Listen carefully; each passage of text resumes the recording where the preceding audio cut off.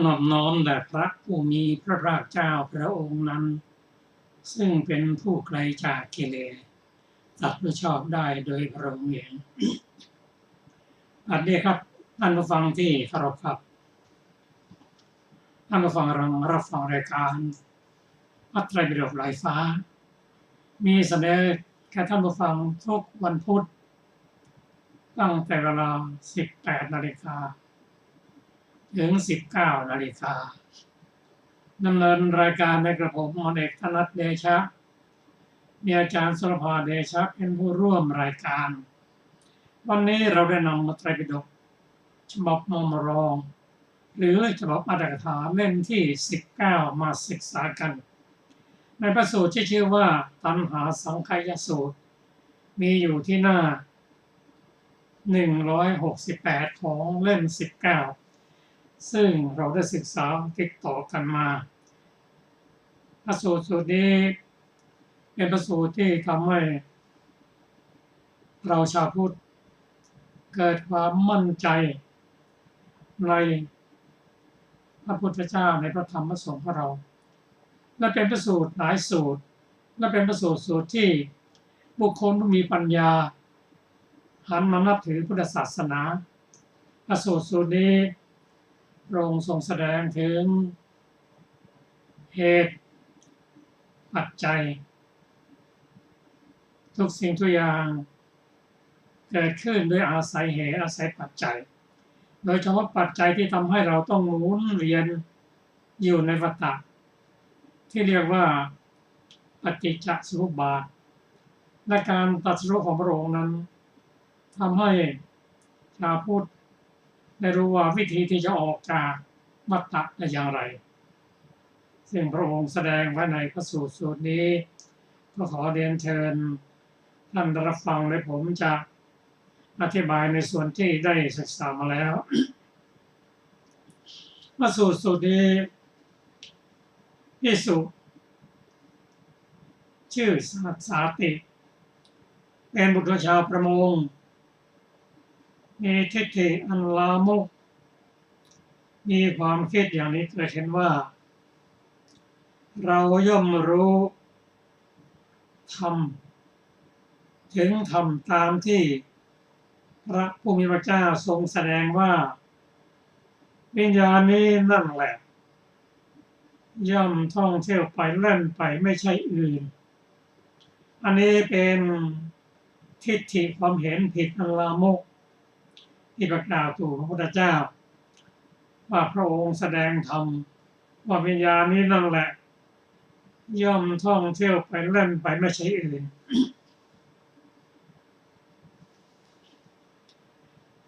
ในส่วนที่เราได้ศึกษามานี้ก็ทำให้เราได้เข้าใจวิญญาณยิ่งขึ้นเพราะทุกสิ่งทุกอย่างเกิดขึ้นได้อาศัยปัจจัยวิญญาณนี้ก็อาศัยวิญญาณมี6อาศัยวัตถุ6อารมณ์6จึงเกิดวิญญาณ6เกิดขึ้นอันนี้เป็นวิญญาณที่มีอยู่ทั้งหมดนั่นคือจักขุวิญญาณโสตวิญญาณฆานวิญญาณชิวหาวิญญาณกายวิญญาณและมโนวิญญาณมีอยู่6เกิดขึ้นได้ต้องอาศัยปัจจัยเช่น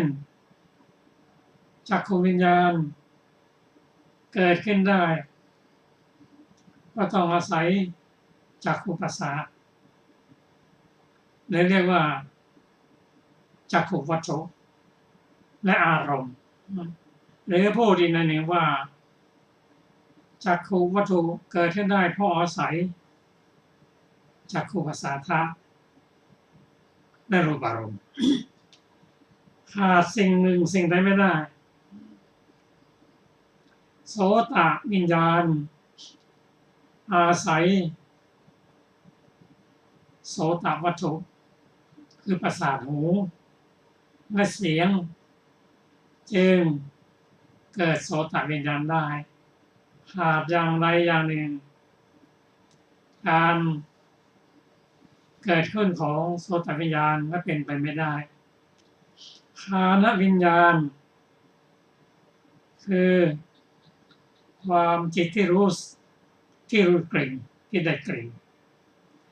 ก็อาศัยจมูกและกลิ่นฆานวิญญาณเกิดขึ้นได้ก็ต้องอาศัยฆานประสาทะและกลิ่นจึงเกิดได้ชิวหาวิญญาณเช่นเดียวกันชิวหาแปลว่าลิ้นจะรู้สึกเผ็ดหวานขมก็ด้วยชิวหาวิญญาณ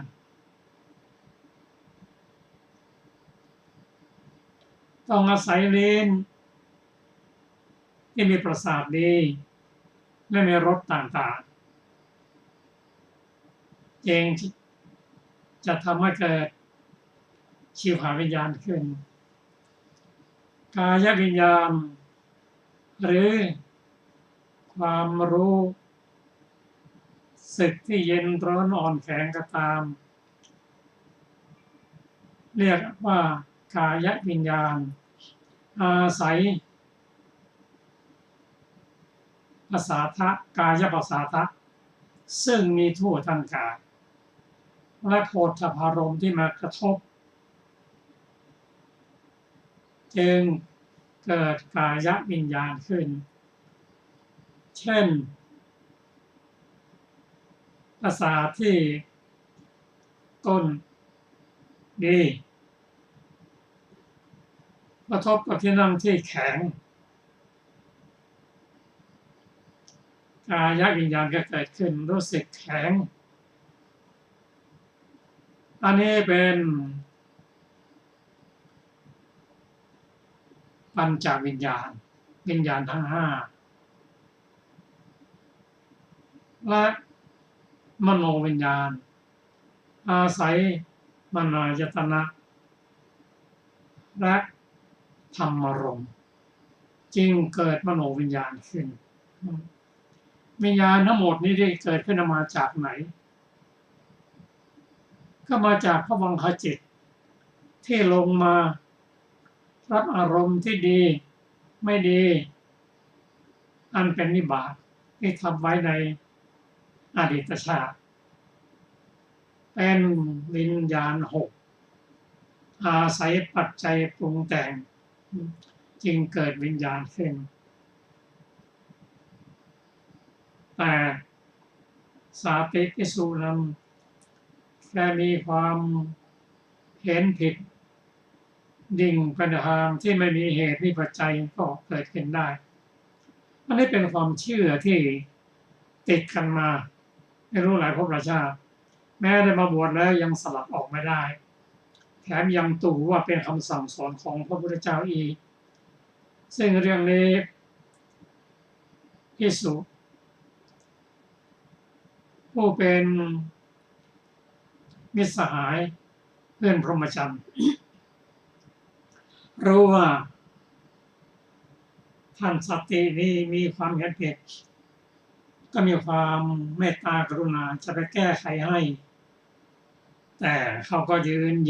นยันว่าพระพุทธเจ้าทรงแสดงอย่างนี้เมื่อไม่สามารถที่จะแก้ไขได้แล้วในฐานะที่เป็นเพื่อนพรหมจรรย์ด้วยกัน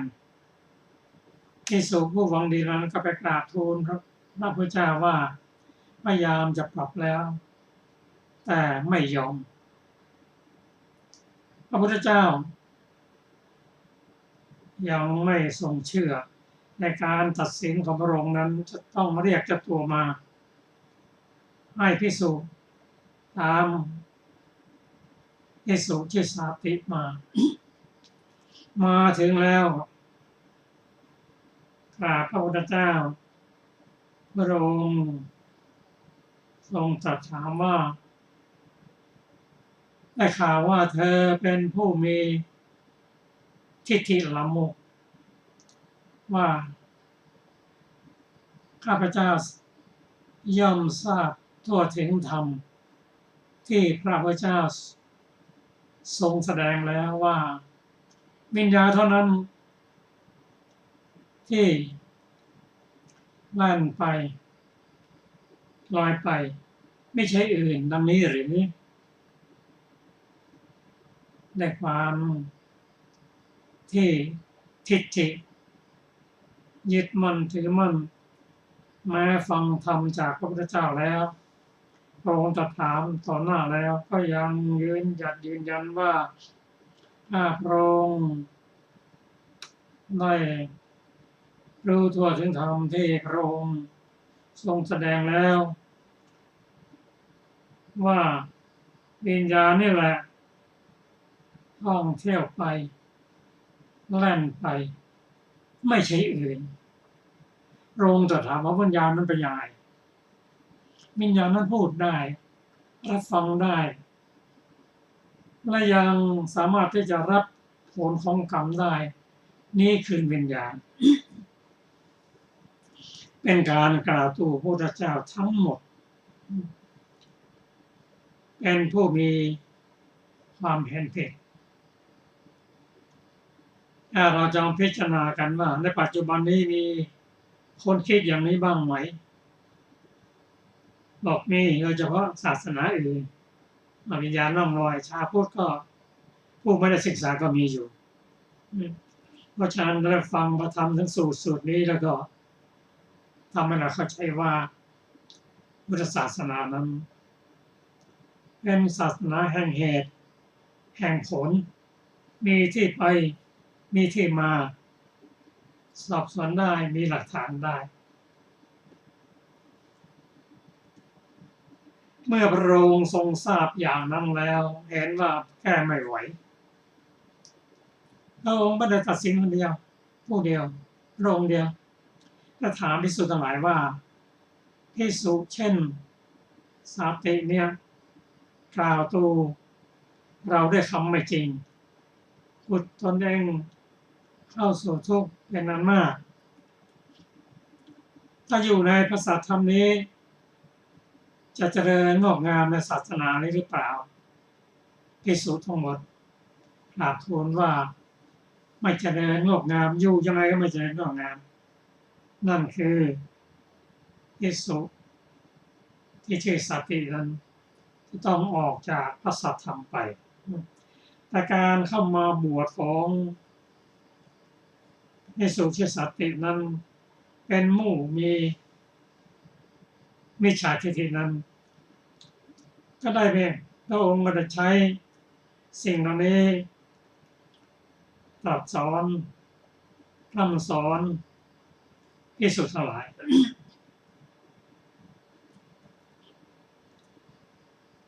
ภิกษุทั้งหลายพระองค์ตรัสว่าวิญญาณหกเหล่านี้เกิดขึ้นได้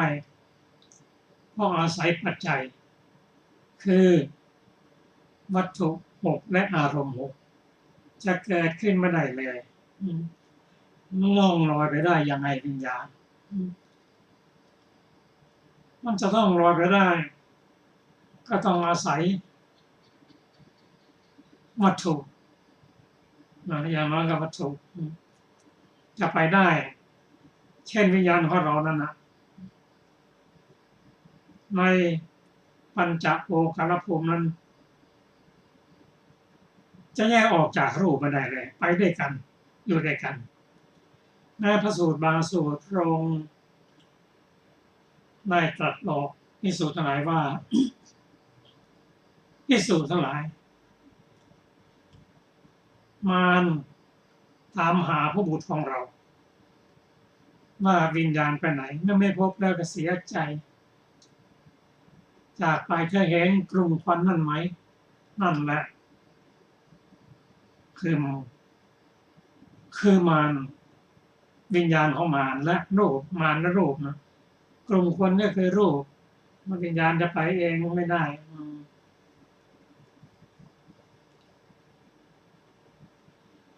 พระองค์ชี้แจงอย่างนี้แล้วพระองค์ตรัสบอกว่าทุกสิ่งทุกอย่างเกิดขึ้นด้วยเหตุปัจจัยที่เราได้ฟังเรื่องของวิญญาณหกซึ่งมีรูปมีนามมีอารมณ์ก็นั่นคือ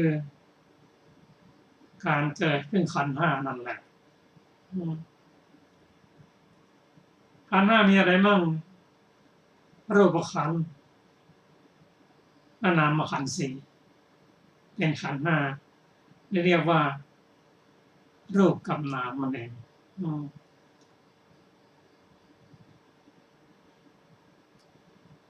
แม้แต่รูปกับนามก็อาศัยปัจจัยเกิดขึ้นดังที่กล่าวมาแล้วนั้นรูปได้แก่อะไรมั่งได้แก่ธาตุดินธาตุน้ำธาตุไฟธาตุลมเกิดจากตัณหาอุปาทานและกรรมรูปนั้น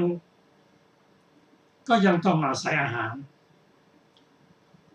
รของรูปคือคำว่าดินกับอาหารคือกับข้าวที่เรากินทุกวันเนี่ยเป็นคำเคี้ยวจะหยาบก็ตามละเอียดก็ตามเป็นคำว่าดินกับอาหารรูปอยู่ได้เพราะอาหารถ้าไม่มีอาหารรูปอยู่ไม่ได้รูปอาศัยปัจจัยคืออาหารรูปนำอะไรมาอาหารคำว่าอาหารนำอะไรมานำอาหารที่ชื่อว่าโอชาอาหาร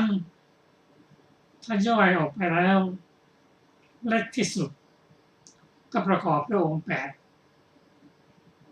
เรียกว่าอภิวิโภคารูปแปดได้แก่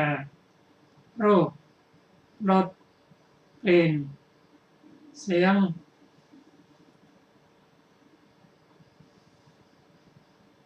สีกลิ่นรสโอชาอันนี้เป็นอาหารของรูปนามมีอาหารนามมีอาหารเหมือนกันถ้านามขาดอาหารเสียนามก็เกิดขึ้นไม่ได้อาหารของนามได้แก่อะไรบ้างอัสสาหารมโนสัญญตนาหารและวิญญาณอาหารรวมอาหารสี่อัสสาหารนำมาซึ่งเวทนามโนสัญจตนาหารนำมาซึ่งวิญญาณอาหารนำมาซึ่งนามรูปในทำนองเดียวกันการเกิดขึ้นของขันธ์ห้านั้นวนเวียนอยู่ในวัฏฏะนั้นไม่รู้จักจบจักสิ้นนั้นพระองค์ตรัสว่าเกิดจากปัจจัยคือปฏิจจสมุปบาทคืออวิชชาเป็นปัจจัยแก่สังขาร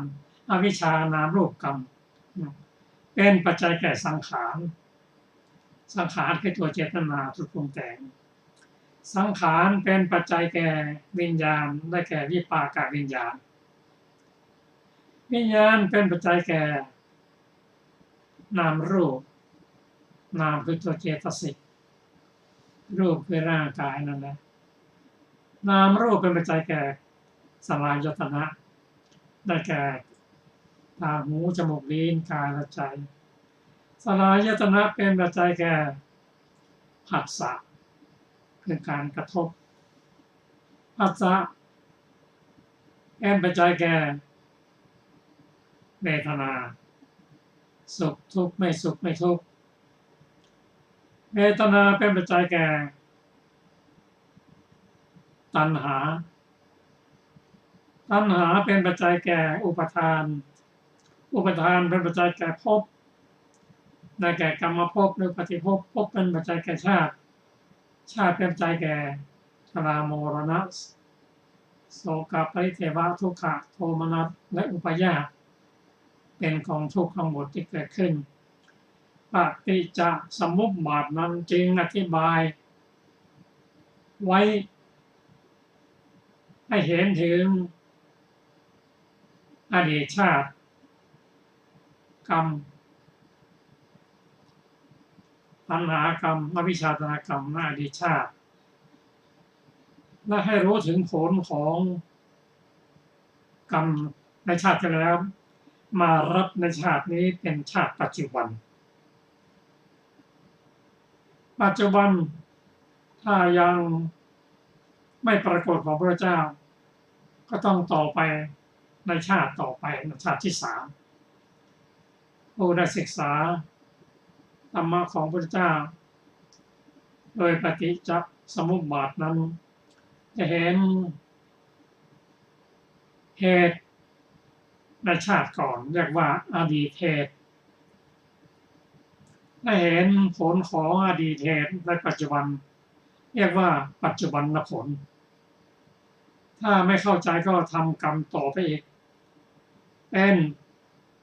อนาคตผลวนเวียนอยู่ในอย่างนี้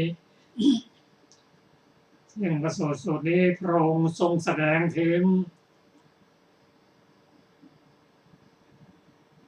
การจะเกิดขึ้นของผลต่อจากชาติก่อนคือบุคคลในโลกนี้ในปัจจุบันนี้กระทำกรรมในการกายมั่งวาจามั่งทางใจมั่งเป็นบุญเป็นบาปมั่งและกรรมนั้นย่อมส่งผลรับผลโดยชาวนะ7โดยบุคคลปกติแล้วชาวนะเราจะมี7การทำบุญทำกุศลชาวนะดวงที่1จะให้ผลในปัจจุบันดวงที่7ซึ่งเป็นกรรมที่ครบกรรมบทแล้วนำไปเกิดเรียกว่าปฏิสนธิเดี๋ยวเราจะได้ฟังปฏิสนธิกันต่อนะ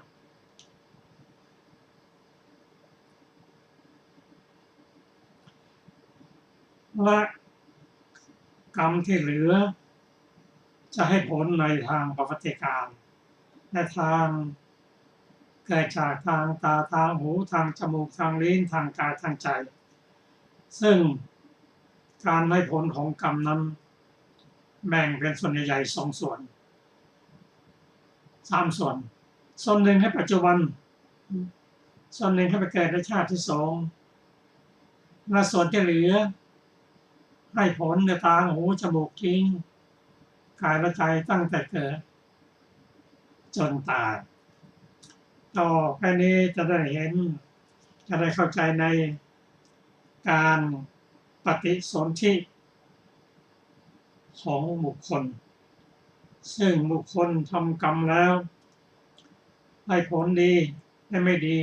เป็นกุศลเป็นกุศลรออยู่แล้วจะไปปฏิสนธิยังรอปัจจัยว่ามารดาบิดาอยู่ร่วมกันมารดาบิดามีมารดามีระดูสัตว์คือวิบากที่จะนำไปเกิดนั้นมีอยู่19 ดวงใดดวงหนึ่งไปเลือกหาที่ผสมที่เหมาะสมกับกรรมของตนเองก็ขอเชิญอาจารย์สุนภาอย่างนี้มาศึกษากันต่อสวัสดีค่ะท่านผู้ฟังที่เคารพทุกท่านการก้าวลงสู่คันดูก่อนภิกษุทั้งหลายเพราะความประชุมพร้อมแห่งปัจจัย3 ประการความเกิดแห่งทารกก็มีในสัตว์โลกนี้มารดาบิดาอยู่ร่วมกันแต่มารดายังไม่มีฤดูและสัตว์ที่จะมาเกิดยังไม่ปรากฏ ความเกิดแห่งทารกก็ยังไม่มีก่อนในสัตว์โลกนี้มารดาบิดาอยู่ร่วมกันมารดามีฤดูแต่สัตว์ที่จะมาเกิดยังไม่ปรากฏความเกิดแห่งทารกก็ยังไม่มีก่อนดูก่อนภิกษุทั้งหลายเมื่อใดมารดาบิดาอยู่ร่วมกันด้วยมารดามีฤดูด้วยสัตว์ที่จะมาเกิดก็ปรากฏด้วยเพราะความประชุมพร้อมแห่งปัจจัย3ประการอย่างนี้ความเกิดแห่งสัตว์จึงมีดูก่อนภิกษุทั้งหลายมารดาย่อมรักษาทารกนั้นด้วยท้อง9 เดือนบ้าง10 เดือนบ้างเมื่อล่วงไป9 เดือนหรือ10 เดือนมารดาก็คลอดทารกผู้เป็นภาระหนักนั้นด้วยความสงสัยใหญ่และเลี้ยงทารกผู้เป็นภาระหนักนั้นซึ่งเกิดแล้วด้วยโลหิตของตนด้วยความสงสัยใหญ่ดูก่อนภิกษุทั้งหลายน้ำนมของมารดานับเป็นโลหิตในอริยวินัยดูก่อนภิกษุทั้งหลายกุมารนั้นอาศัยความเจริญและความเติบโตแห่งอินทรีย์ทั้งหลายย่อมเล่นด้วยเครื่องเล่นสำหรับกุมารคือไถเหล็กตีไม้หึงหกเขมรจังหันตวงทรายรถเล็กธนูเล็กดูก่อนภิกษุทั้งหลายกุมารนั้นอาศัยความเจริญและความเติบโตแห่งอินทรีย์ทั้งหลายพรั่งพร้อมบำเรออยู่ด้วยกามคุณ5คือรูปที่รู้แจ้งด้วยจักรอันน่าปรารถนาน่าใคร่น่าชอบใจน่ารัก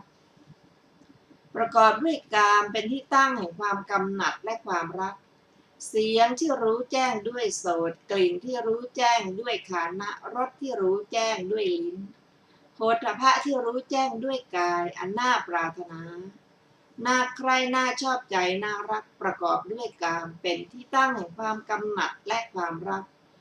กุมารนั้นเห็นรูปด้วยจักษุแล้วย่อมกำหนัดในรูปที่น่ารักย่อมขัดเคืองในรูปที่น่าชังย่อมเป็นผู้มีสติในกายไม่ตั้งมั่นและมีจิตเป็นกุศลอยู่ย่อมไม่ทราบชัดเจโตวิมุตติและปัญญาวิมุตติอันเป็นที่ดับหมดแห่งเหล่าอกุศลธรรมอันลามกตามความเป็นจริงเขาเป็นผู้ถึงพร้อมซึ่งความยินดียินร้ายอย่างนี้เสวยเวทนาอย่างใดอย่างหนึ่งเป็นสุขก็ดีเป็นทุกข์ก็ดีมิใช่ทุกข์มิใช่สุขก็ดีเสวยเวทนาอย่างใดอย่างหนึ่งเป็นสุขก็ดีเป็นทุกข์ก็เพลิดเพลินบนถึงติดใจเวทนานั้นอยู่ความเพลิดเพลินก็เกิดขึ้นความเพลิดเพลินในเวทนาทั้งหลายเป็นอุปทานเพราะอุปทานเป็นปัจจัยจึงมีภพเพราะภพเป็นปัจจัยจึงมีชาติเพราะชาติเป็นปัจจัยจึงมีชรามรณะโสกปริเทวะทุกขโทมนัสและอุปาญาสความเกิดแห่งกองทุกข์ทั้งสิ้นนั้นย่อมมีได้ดังนี้กุมารนั้นได้ยินเสียงด้วยโสตดมกลิ่นด้วยฆานะลิ้มรสด้วยลิ้นถูกต้องโผฏฐัพพะด้วยกายรู้แจ้งธรรมารมณ์ด้วยใจแล้วย่อมกำหนัดในธรรมารมณ์ที่น่ารักย่อมขัดเคืองในธรรมารมณ์ที่น่าชังย่อมเป็นผู้มีสติในกายไม่ตั้งมั่นมีจิตเป็นอกุศลอยู่ย่อมไม่ทราบชัดเจโตวิมุตติและปัญญาวิมุตติอันเป็นที่ดับหมดแห่งเราอกุศลธรรมอันลามกตามความเป็นจริงเขาเป็นผู้ถึงพร้อมซึ่งความยินดียินร้ายอย่างนี้เสวยเวทนาอย่างใดอย่างหนึ่งเป็นสุขก็ดีเป็นทุกข์ก็ดีมิใช่ทุกข์มิใช่สุขก็ดีย่อมเพลิดเพลินบ่นถึงติดใจในเวทนานั้นอยู่ความเพลิดเพลินก็เกิดขึ้นความเพลิดเพลินในเวทนาทั้งหลายเป็นอุปาทานเพราะอุปาทานเป็นปัจจัยจึงมีภพเพราะภพเป็นปัจจัยจึงมีชาติเพราะชาติเป็นปัจจัยจึงมีชรามรณะโสกปริเทวะทุกขโทมนัสและอุปาญาสความเกิดขึ้นแห่งกองทุกข์ทั้งสิ้นนั้นย่อมมีได้อย่างนี้หัวข้อกถาว่าด้วยพุทธคุณดูก่อนภิกษุทั้งหลายตถาคตอุบัติในโลกนี้เป็นพระอรหันต์ตรัสรู้เองโดยชอบถึงพร้อมแล้วด้วยวิชชาและจรณะไปดีแล้วรู้แจ้งโลกเ เป็นสารถีฝึกบุรุษที่ควรฝึกไม่มีผู้อื่นยิ่งกว่าเป็นศาสดาของเทวดาและมนุษย์ทั้งหลายเป็นผู้ตื่นแล้วเป็นผู้จำแนกธรรมตถาคตนั้นทำโลกนี้พร้อมทั้งเทวโลกมารโลกพรหมโลกให้แจ้งชัดด้วยปัญญาอันยิ่งด้วยตนเองแล้วสอนหมู่สัตว์พร้อมทั้งสมณพราหมณ์เทวดาและมนุษย์ให้รู้ตามแสดงธรรมงามในเบื้องต้นงามในท่ามกลางงามในที่สุดประกาศพรหมจรรย์พร้อมทั้งอัฏฐะทั้งพยัญชนะบริสุทธิ์บริบูรณ์สิ้นเชิงคฤหบดีบุตรคฤหบดีหรือผู้เกิดภายหลังในสกุลใดสกุลหนึ่งย่อมฟังธรรมนั้นครั้นฟังธรรมนั้นแล้วได้ศรัทธาในตถาคตเมื่อได้ศรัทธานั้นแล้วย่อมตระหนักว่าคฤหาสน์คับแคบเป็นทางมาแห่งทุลีบรรพชาเป็นทางปลอดโปร่งการที่บุคคลผู้ครองเรือนจะประพฤติพรหมจรรย์ให้บริสุทธิ์ให้บริสุทธิ์ให้บริบูรณ์โดยส่วนเดียวดุจสังที่เขาขัดไม่ใช่ทำได้ง่ายถ้ากระไรเราพึงปลงผมและหนวดนุ่งห่มผ้ากาสาวพัสออกบวชเป็นบรรพชิตสมัยต่อมาเขาละกองโภคสมบัติน้อยใหญ่ละเครือญาติน้อยใหญ่ปลงผมและหนวดนุ่งห่มผ้ากาสาวพัสออกบวชเป็นบรรพชิตหัวข้อความเป็นพูดถึงพร้อมด้วยสิกขาสาชีพ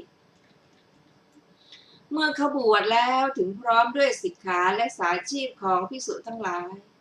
การละการฆ่าสัตว์เว้นขาดจากการฆ่าสัตว์วางไม้วางมีดแล้วมีความละอายมีความเอ็นดูมีความกรุณาหวังประโยชน์แก่สัตว์ทั้งปวงอยู่ละการลักทรัพย์เว้นขาดจากการลักทรัพย์รับแต่ของที่เขาให้ต้องการแต่ของที่เขาให้ไม่ประพฤติตนเป็นขโมยเป็นสะอาดอยู่ละการเป็นข้าศึกแก่พรหมจรรย์ประพฤติพรหมจรรย์ประพฤติห่างไกลเว้นขาดจากเมถุนอันเป็นกิจของชาวบ้านละการพูดเท็จเว้นขาดจากการพูดเท็จพูดแต่คำจริงดำรงคำสัตย์เป็นหลักฐานควรเชื่อได้ไม่พูดลวงโลกละคำส่อเสียดเว้นขาดจากคำส่อเสียดฟังจากข้างนี้แล้วไม่ไปบอกข้างโน้นเพื่อทำลายข้างนี้หรือฟังจากข้างโน้นแล้วไม่มาบอกข้างนี้เพื่อทำลายข้างโน้นสมานคนที่แตกร้าวกันแล้วบ้างส่งเสริมคนที่พร้อมเพรียงกันแล้วบ้างชอบคนผู้พร้อมเพรียงกันยินดีในคนผู้พร้อมเพรียงกันเพลิดเพลินในคนผู้พร้อมเพรียงกันกล่าวแต่คำที่ทำให้คนพร้อมเพรียงกันละคำหยาบเว้นคำหยาบกล่าวแต่คำที่ไม่มีโทษเพราะหูชวนให้รักจับใจเป็นของชาวเมืองอันคนส่วนใหญ่ขออภัยอันคนส่วนมากใคร่พอใจละคำเพ้อเจ้อเว้นขาดจากคำเพ้อเจ้อพูดถูกการแต่คำที่เป็นจริงพูดอิงอัดพูดอิงธรรมพูดอิงวินัยพูดแต่คำมีหลักฐานมีที่อ้างมีที่กำหนดประกอบด้วยประโยชน์โดยการอันควรเว้นขาดจากการพรากพืชคามและภูตคามชั้นหนเดียวเว้นจากการชั้นในราตรีเว้นจากการชั้นในเวลาวิกาลเว้นขาดจากการฟ้อนรำขับร้องประโคมดนตรีและดูการเล่นอันเป็นข้าศึกแก่กุศลเว้นขาดจากการทัดทรงประดับและตกแต่งร่างกายด้วยดอกไม้ของหอมและเครื่องประเทืองผิวอันเป็นฐานแห่งการแต่งตัวเว้นขาดจากการนอนบนที่นอนอันสูงและใหญ่เว้นขาดจากการรับทองและเงินเว้นขาดจากการรับธัญญาหารดิบเว้นขาดจากการรับเนื้อดิบเว้นขาดจากการรับสตรีและกุมารีเว้นขาดจากการรับทาสีและทาสเว้นขาดจากการรับไร่นาและที่ดินเว้นขาดจากการรับแพะและแกะเว้นขาดจากการรับไก่และสุกร เว้นขาดจากการรับช้างโคม้าและลาเว้นขาดจากการประกอบธุรกรรมและการรับใช้เว้นขาดจากการซื้อและการขาย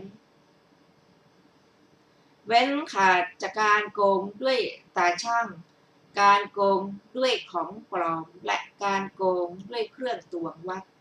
เว้นขาดจากการรับสินบนการล่อลวงและการตลบตะแลงเว้นขาดจากการตัดการฆ่าการจองจำการตีชิงการปล้นและการกันโชคภิกษุนั้นเป็นผู้สันโดษด้วยจีวรเป็นเครื่องบริหารกาย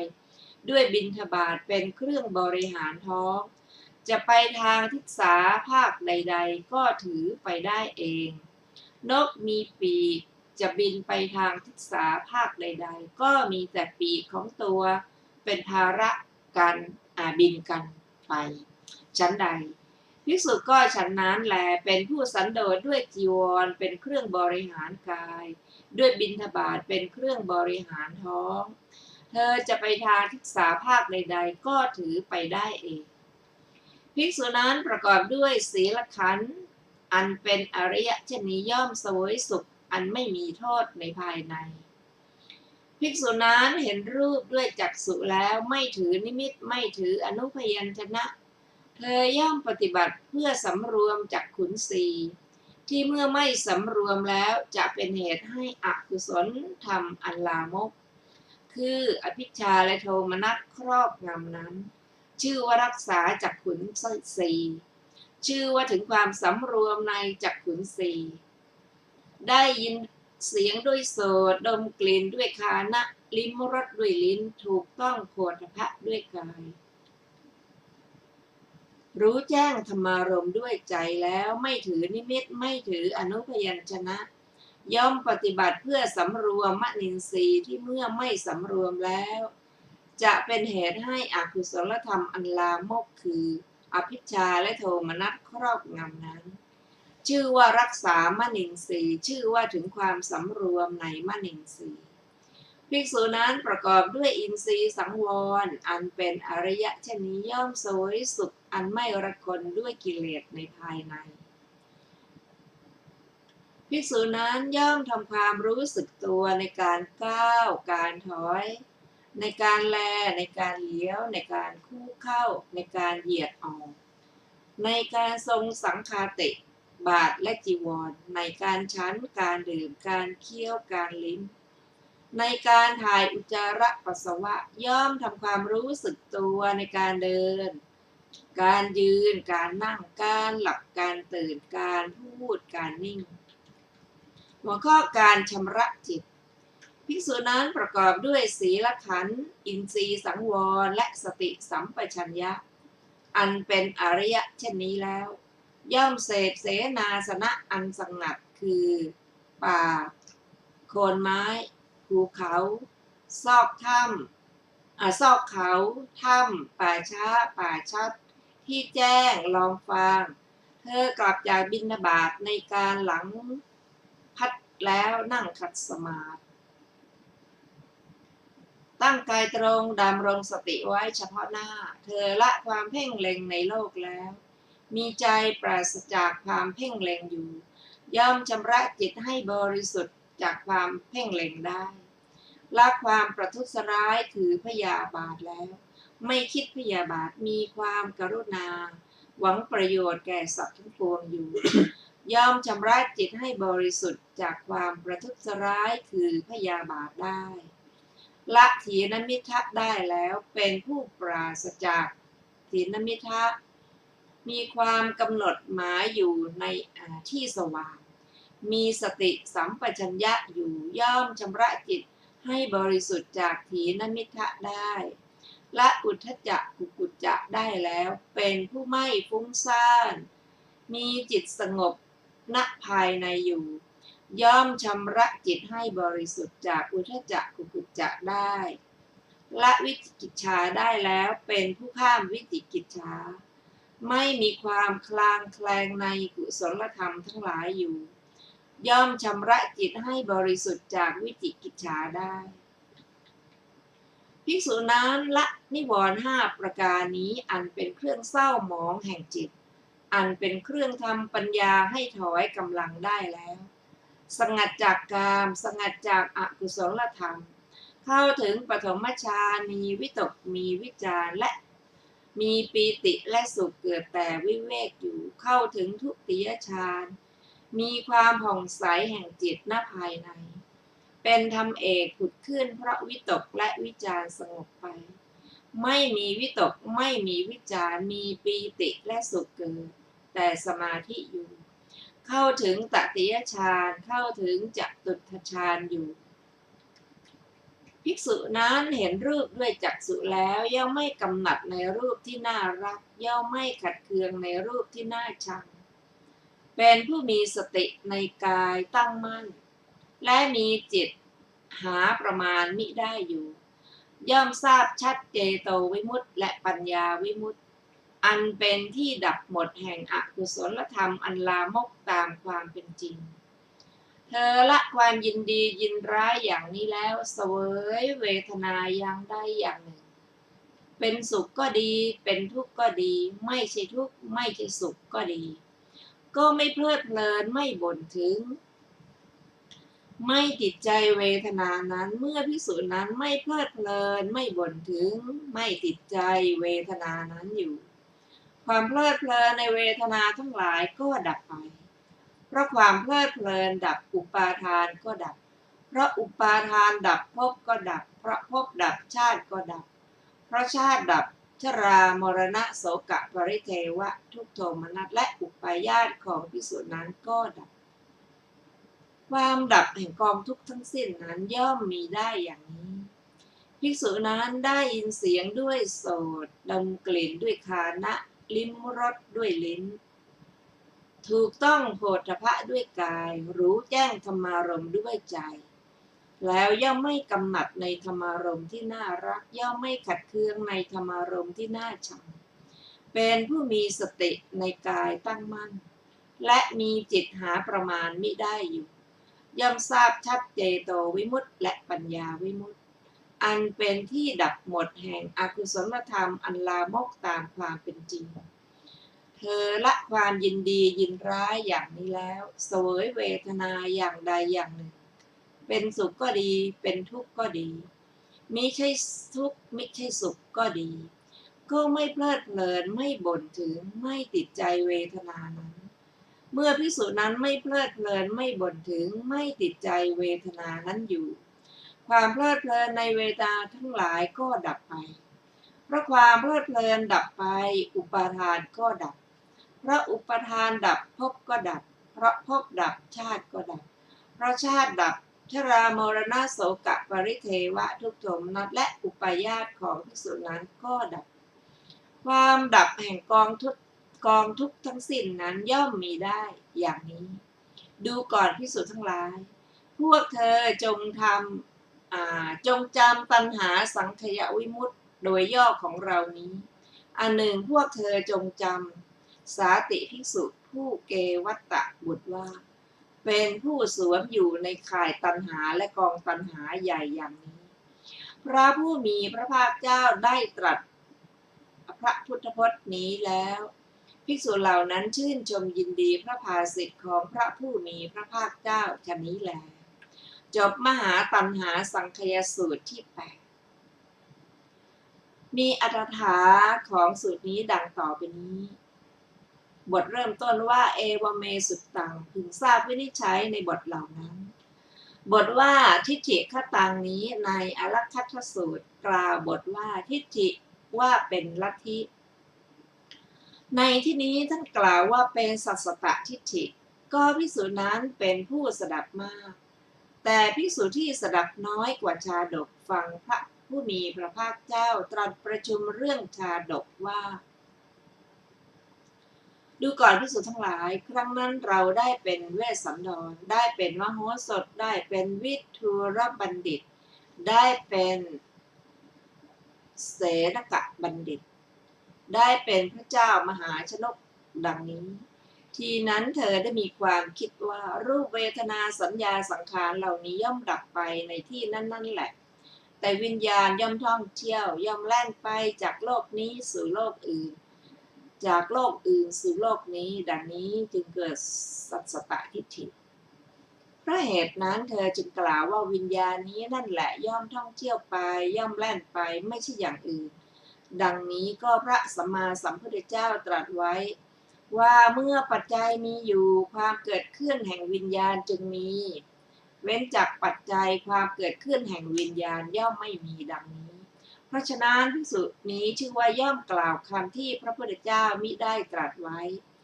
ย่อมให้การประหารชินจักรย่อมคัดค้านเวสารัตยานย่อมกล่าวกับชนผู้ใคร่ฟังใคร่เพื่อจะฟังให้ผิดพลาดทั้งกีดขวางทางอริยะเป็นผู้ปฏิบัติเพื่อสิ่งมิใช่ประโยชน์เพื่อความทุกข์แก่มหาชนมหาโจรเมื่อเกิดในราชสมบัติของพระราชาย่อมเกิดขึ้นเพื่อสิ่งมิใช่ประโยชน์เพื่อความทุกข์แก่มหาชนชื่อนั้นชื่อฉันใดบัณฑิตพึงทราบว่าโจรในคำสั่งของพระชินเจ้าเกิดขึ้นแล้วเพื่อสิ่งมิใช่ประโยชน์เพื่อความทุกข์แก่มหาชนฉันนั้นบทว่าสัมภหุลาภิกขุได้แก่ภิกษุผู้บิณฑบาตเป็นวัดผู้มีปกติอยู่ชนบทบทว่าเตนุปสังกะมิงสุความว่าภิกษุเหล่านั้นคิดว่าภิกษุสาตินี้ได้พวกแล้วจะพึงยังพระศาสนาให้อันตรธานไปเธอยังไม่ได้พวกเพียงใดพวกเราจะปลดเปลื้องเธอจากความเห็นผิดเพียงนั้นดังนี้จึงไม่ยืนไม่นั่งเข้าไปหาจากที่ตนฟังแล้วนั่นแหละบทว่ายังกะตะมันเตตังสาติวิญญาณังความว่าพระผู้มีพระภาคเจ้าตรัสถามว่าดูก่อนสาติเธอกล่าวหมายเอาวิญญาณใดวิญญาณนั้นเป็นไฉน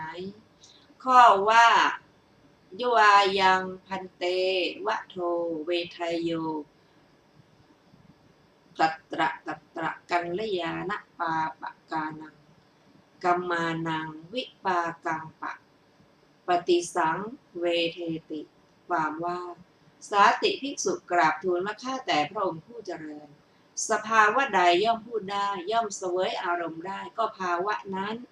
ย่อมเสวยวิบากของกุศลกรรมและอกุศลกรรมในข้อในที่นั้นๆได้ข้าพระองค์กล่าวหมายถึงวิญญาณอันใดข้าแต่พระองค์ผู้เจริญนี้เป็นวิญญาณนั้นดังนี้บทว่ากัสสนุโขนามะความว่าก็ใครคือว่าแก่กษัตริย์หรือว่าพราหมณ์หรือว่าแก่แพทย์สูตรคฤหัสถ์บรรพชิตเทวดาและมนุษย์ทั้งหลายคนใดคนหนึ่งบทว่าอัฏฐาโคภควาภิกขุอามันเตสิถามว่าเพราะเหตุไรจึงตรัสเรียกภิกษุทั้งหลายตอบว่าได้ยินว่าสาติภิกษุได้มีความคิดอย่างนี้ว่า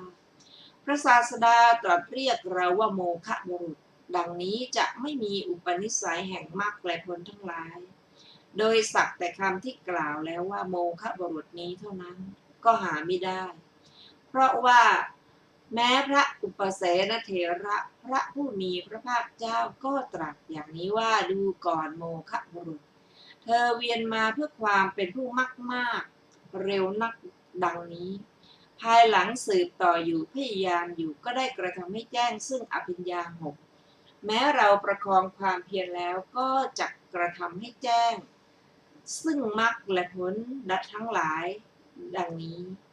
ลำดับนั้นพระผู้มีพระภาคเจ้าเมื่อจะแสดงแก่เธอว่าสาติภิกษุมีปัจจัยอันขาดแล้วเป็นผู้มีธรรมอันไม่งอกงามในศาสนาจึงตรัสเรียกภิกษุทั้งหลายบทว่าอุดมีกโตเป็นต้นบัณฑิตพึงทราบอธิบายตามที่ได้กล่าวแล้วในหนหลังนั่นแหละบทว่าอัฏฐโคภควาความว่าอนุสนธิแม้นี้เป็นของเฉพาะบุคคลได้ยินว่าสาติภิกษุได้มีความคิดว่าพระผู้มีพระภาคเจ้า ตรัสว่าธรรมอันเป็นอุปนิสัยแห่งมรรคและผลทั้งหลายของเราไม่มีดังนี้เมื่อธรรมอันเป็นอุปนิสัยไม่มีอยู่เราอาจเพื่อจะแก้ไขธรรมอันเป็นอุปนิสัยได้หรือเพราะว่าพระตถาคตทั้งหลายย่อมไม่แสดงธรรมแก่บุคคลผู้มีอุปนิสัยเท่านั้นแสดงอยู่แก่ใครๆนั่นแหละเราได้โอวาทของพระสุคตจากสำนักของพระพุทธเจ้าแล้วจักกระทำกุศลเพื่อสวรรค์สมบัติดังนี้ลำดับนั้นพระผู้มีพระภาคเจ้าตรัสแก่สาติภิกษุนั้นว่าดูก่อนโมฆะบุรุษเราไม่ให้โอวาทหรืออนุสาสนีแก่เธอดังนี้เมื่อจะทรงระงับโอวาทของพระสุคตเจ้าจึงเริ่มเทศนา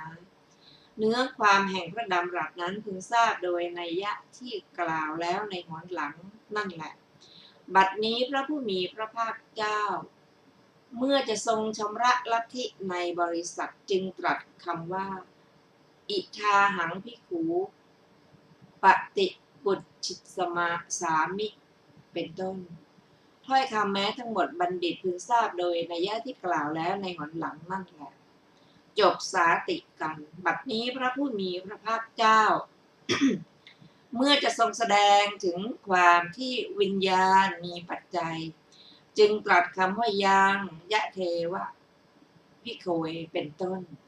บรรดาบทเหล่านั้นบทว่ามนันจะปฏิจะธรรมเมจะได้แก่วิญญาณอาศัยภวังคจิตพร้อมทั้งอาวัชนะและธรรมอันเป็นไปในภูมิสามบทว่ากัตทันจะปฏิจะเป็นต้นพระผู้มีพระภาคเจ้า ตรัสแล้วเพื่อแสดงชี้แจงด้วยอุปมาพระผู้มีพระภาคเจ้าทรงแสดงไว้อย่างไรด้วยอุปมานั้นทรงแสดงถึงความไม่มีความพอใจในทวารเหมือนอย่างว่าไฟอาศัยไม่จึงลุกโผล่อยู่คือปัจจัยคือเชื้อยังมีอยู่นั่นแหละก็ยังลุกอยู่เมื่อปัจจัยคือเชื้อไม่มีอยู่ก็ย่อมดับไปในที่นั้นนั่นเองเพราะความขาดแคลนปัจจัยย่อมไม่ถึงซึ่งการนับเป็นต้นว่าไฟสะเก็ดไม่เป็นต้นเพราะก้าวล่วงวัตถุทั้งหลายมีสะเก็ดไม่เป็นต้นฉันใดวิญญาณเกิดขึ้นเพราะอาศัยจักษุและรูปฉะนั้นเหมือนกันเมื่อปัจจัยกล่าวคือจักขุประสาทรูปอาโลกะและมนสิการในทวารนั้นยังมีอยู่ย่อมเกิดขึ้นเมื่อปัจจัยนั้นไม่มีอยู่ย่อมดับไปในที่นั้นแหละด้วยความบกพร่องแห่งปัจจัยย่อมไม่ถึงซึ่งการนับเป็นต้นว่าโสตวิญญาณเป็นต้นเพราะก้าวล่วงโสตประสาทเป็นต้นในวาระทั้งปวงก็มีนัยยะนี้แหละด้วยเหตุนี้พระผู้มีพระภาคเจ้าจึงทรงติเตียนภิกษุสาติด้วยพระดำรัสว่าเราย่อมไม่กล่าวเหตุแม้สักว่าความพอใจในทวารในความเป็นไปแห่งวิญญาณก็สาติภิกษุโมฆะบุรุษนี้ย่อมกล่าวถึงความพอใจในภพดังนี้ท่านผู้ฟังที่เคารพค่ะวันนี้รายการพระไตรปิฎกลอยฟ้าก็ได้หมดเวลาลงแล้วขอบพระคุณทุกท่านที่ได้ร่วมศึกษาด้วยกันเราจะพบกันใหม่ในวันพุธหน้าเวลาเดียวกันนี้ขอมีความสุขสวัสดีเจริญในธรรมยิ่งค่ะวันนี้สวัสดีค่ะ